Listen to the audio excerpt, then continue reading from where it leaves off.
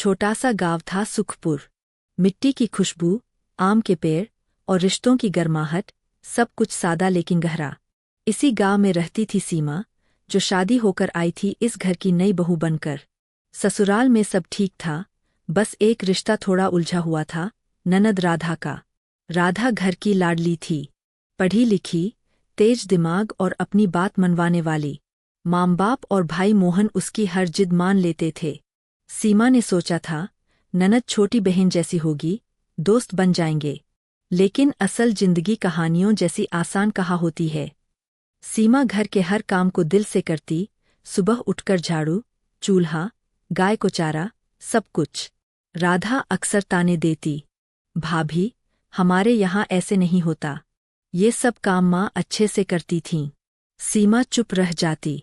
वह जानती थी, नया रिश्ता है, समय लगेगा। लेकिन धीरे धीरे राधा की बातें चुभने लगीं। कभी कपड़ों पर, कभी खाने पर, कभी सीमा के मायके पर। मोहन को सब पता था, पर वह बीच में बोलने से बचता। सीमा का मन टूटने लगा। एक दिन घर में पैसे गुम हो गए। राधा ने बिना सोचे कह दिया, भाभी, आपने तो नहीं रख लिए।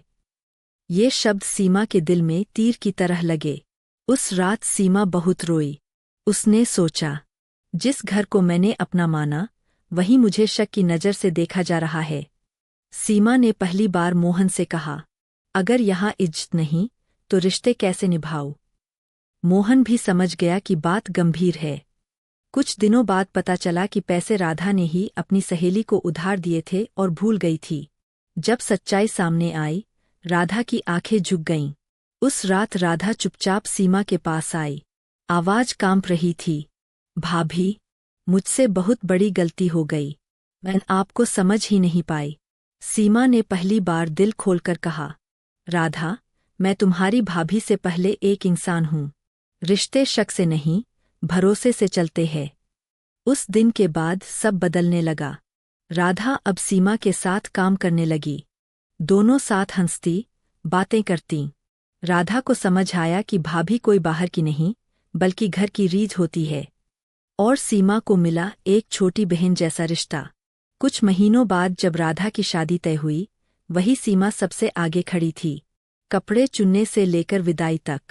राधा ने विदाई के समय कहा, भाभी, अगर ससुराल में कभी मुश्किल आए, तो आपकी सीख याद रखूंगी। सीमा की आंखें नम थीं, लेकिन दिल खुश था।